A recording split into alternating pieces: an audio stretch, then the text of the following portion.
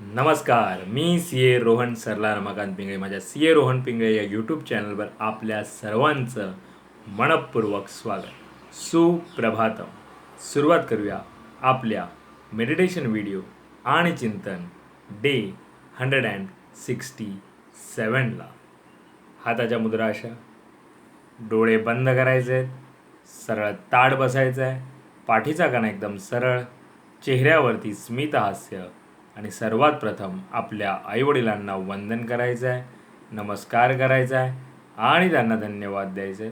आम्हाला जन्म दिल्यापासून आज तागायत आमच्यासाठी तुम्ही जे काही केलं, जे काही करत आहात आणि पुढेही जे काही करणार आहात त्यासाठी मनापासून धन्यवाद धन्यवाद धन्यवाद. Thank you so much. आता आपल्या गुरूंना, गुरुबंधूंना वंदन करायचं आहे, नमस्कार करायचा आहे आणि त्यांना धन्यवाद द्यायचे आहेत. आम्हाला आजपर्यंत तुम्ही जे काही शिकवलं, जे काही शिकवत आहात आणि पुढेही जे काही शिकवणार आहात त्यासाठी मनापासून धन्यवाद धन्यवाद धन्यवाद. Thank you so much. धरणी माता, आकाश, अग्नी, वारा, पाणी आणि निसर्गातील प्रत्येक गोष्टीला मनापासून धन्यवाद धन्यवाद धन्यवाद. Thank you so much. आम्हाला मिळत असलेल्या 2 वेळेच्या पोटभर अन्नासाठी आणि त्या प्रक्रियेमध्ये असलेल्या सर्वांना मनापासून धन्यवाद धन्यवाद धन्यवाद. Thank you so much. माझ्यामध्ये सतत सकारात्मक ऊर्जा, सकारात्मक विचार येत आहेत. मी ते आकर्षित करीत आहे.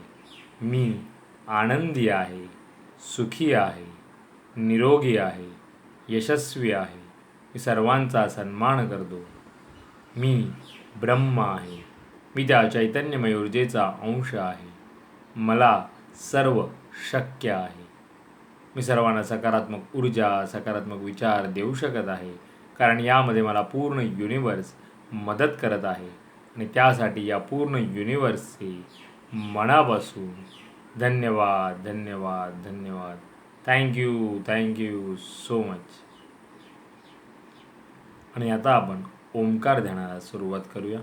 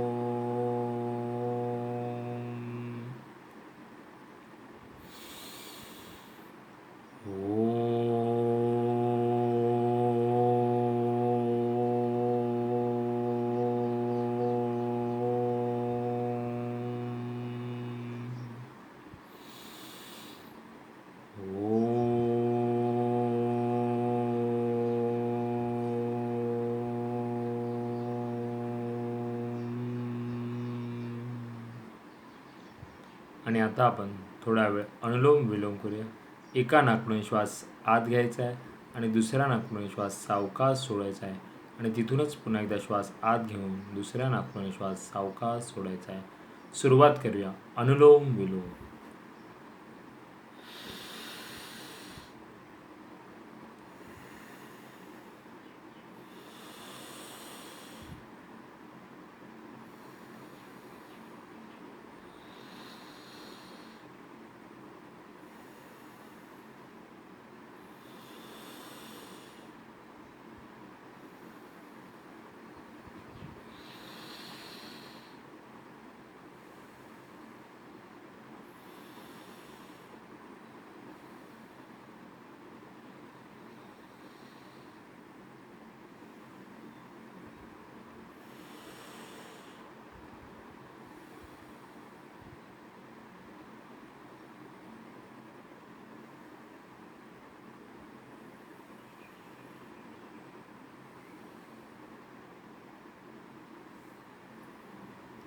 आणि आता आपण 1 ते 1.5 मिनिटाचं मौन ध्यान करूया.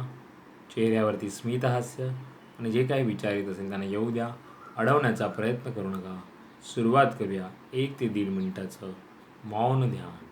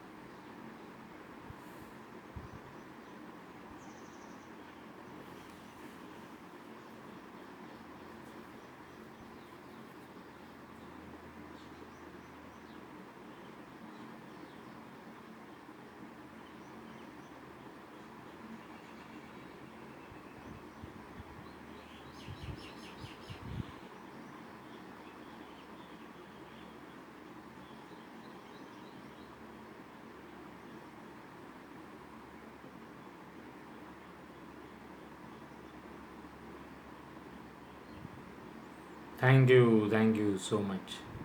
धन्यवाद धन्यवाद धन्यवाद. आणि आता आपण माऊलींचं पसायदान म्हणूया. आता विश्वात्मके देवे येणे वाग्यज्ञे तोषावे, तोषोणी मज द्यावे पसाय दानही. जे खळांची व्यंकटी सांडो, तया सत्कर्मी रतिवाडो, भूता परस्परे जडो मैत्र जीवाचे. दुरितांचे तिमिर जाओ, विश्वस्वधर्म सूर्ये पाहो, जो ये वांछिल तो ते लाहो, प्राणी जात. वर्षत सकळ मंगळी, ईश्वर निष्ठांची मांदियाळी, अनवरत भूमंडळी भेटो दयाभूत. चला कल्पतरूंचे आरव, चेतना चिंतामणीचे गाव, बोलते जे अर्णव पियुषाचे. चंद्रमे जे अलांछन, मार्तंड जे तापहीन, ते सर्वाही सदा सज्जन सोयरे होतो.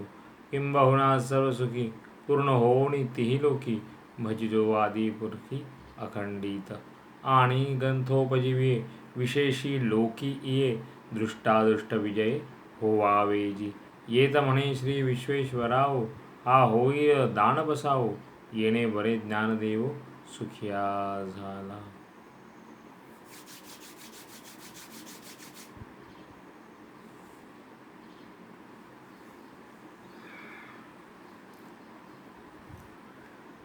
मेरा भी मंगल तेरा भी मंगल, सबका मंगल होवे रे. मेरा भी मंगल तेरा भी मंगल, सबका मंगल होवे रे. मेरा आपकी कृपा से सब काम हो रहा है. मेरा आपकी कृपा से सब काम हो रहा है. करते हो तुम कन्हैया, मेरा नाम हो रहा है. करते हो तुम कन्हैया, मेरा नाम हो रहा है. मेरा आपकी कृपा से सब काम हो रहा है. हे ईश्वरा सर्वांना चांगली बुद्धी दे, आरोग्य दे. सर्वांना सुखात आनंदात ऐश्वर्यात ठेव. सर्वांचं भलं कर, कल्याण कर, रक्षण कर. आणि तुझे गोड नाम मुखात खंड राहू दे. धरणी मातेला नमस्कार करायचा आहे. Thank you so much for giving me such a kind of wonderful life to लाय.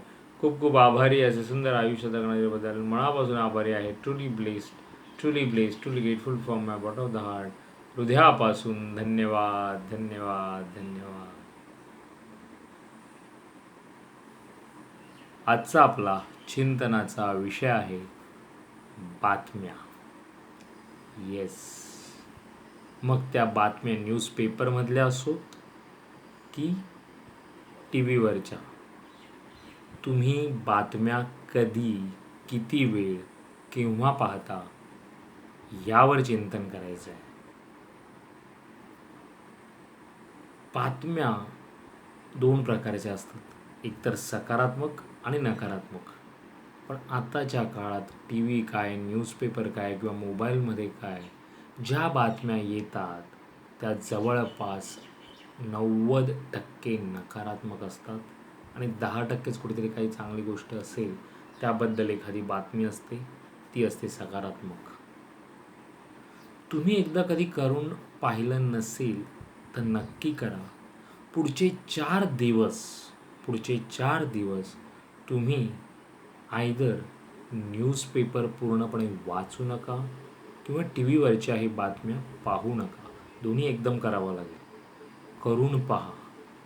आणि जर थोडं तरी काही पाहिलं तर सकारात्मक पहा. पण माझ्यामध्ये तुम्ही टी व्ही लावणार किंवा पेपरच हाताने चाळाल तेव्हा तुमच्या डोळ्यासमोर एक तरी बातमी किंवा त्याच्यापेक्षा जास्तच नकारात्मक येणार. त्यामुळे असं ठरवा की पुढचे 4 दिवस आपल्याला पेपर वाचायचा नाही आहे आणि टी व्हीही बातम्यांसाठी पाहायचा नाही. करून पहा काय उपयोग होतो तो. आपलं काही अडत नाही. आपण म्हणतो अरे आज पेपर वाचला नाही किंवा माझे 2 दिवस पेपर वाचला गेला नाही आहे किंवा 2 दिवस टी व्ही पाहायला गेलेला आहे, बातम्यांसाठी काही पाहायला गेलेलं नाही आहे. काही फरक पडत नाही आपल्या आयुष्यात. तुम्हाला समजेल की उलट त्या 4 ते 5 दिवस जर तुम्ही हे केलं नाहीत तर तुमच्या पूर्ण शरीर आणि मनावरती सकारात्मक ऊर्जेचा प्रभाव वाढेल. हे तुम्हाला स्वानुभव करून पाहायला हवं. केल्यावरच तुम्हाला ते कळेल. मी नुसतं सांगून त्याचा उपयोग नाही आहे, कारण का सांगणार तुम्ही ऐकणार, त्यापेक्षा तुम्ही स्वतः लवकरात लवकर हे करून पहा. पुढचे 4 दिवस फक्त तुम्ही पेपर आणि टी व्हीवरच्या बातम्या पाहू नका, वाचू नका किंवा ऐकू नका. कुठेही मोबाईलमध्ये आली एखादी न्यूज तर ती तुम्ही टाळा. पहा काय फरक पडतो ते. फरक हा पडणारच आहे आणि पडला. तुम्ही जर हे करून पाहिलं तर नक्की मला, मी कधी असं सांगत नाही पण व्हिडिओच्या डिस्क्रिप्शनमध्ये नक्की याचा अनुभव तुम्ही शेअर करू शकता. कारण का काय होतं, जेव्हा आपण एखाद्या, आणि आपल्याला खूप सवय असते की एकतर आपण सकाळी किंवा रात्री झोपण्याच्या आधी पेपर वाचतो, त्यातल्या बातम्या वाचतो किंवा टी व्ही पाहतो, टी व्हीवरच्या न्यूज पाहतो.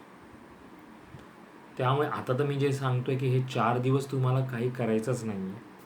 आणि जरी नंतर तुम्हाला कधी काही करायचं झालंच तर ते थोडं दुपारच्या वेळेत करा किंवा थोडंसं सकाळी उठल्या उठल्या हे करू नका. त्यापेक्षा चांगलं भजन कीर्तन ऐका. त्याच्यावर आपण एकदा ह्या विषयावर पण चिंतन करणार आहोत. तर ते करा आणि सकाळ किंवा रात्री झोपण्याच्या आधीही हे वाचू नका.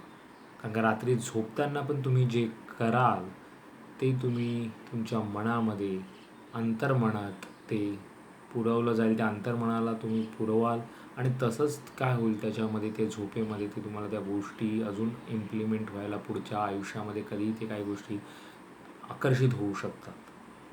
त्यामुळे रात्री झोपताना पण वाचू नका आणि सकाळी उठल्यावरती तर हे नकारात्मक ऊर्जा आपण स्वतःहून ओढवून घेतो आणि त्यामुळे आपल्याला ह्या गोष्टी करायच्या नाहीत. म्हणून तुम्ही 4 ते 5 दिवस नक्की हे करून पहा. नक्की त्याचा तुम्हाला फायदा होईल. त्यावर नक्की चिंतन करा. पुन्हा भेटू उद्या एका नवीन विषयासोबत. तोपर्यंत नमस्कार.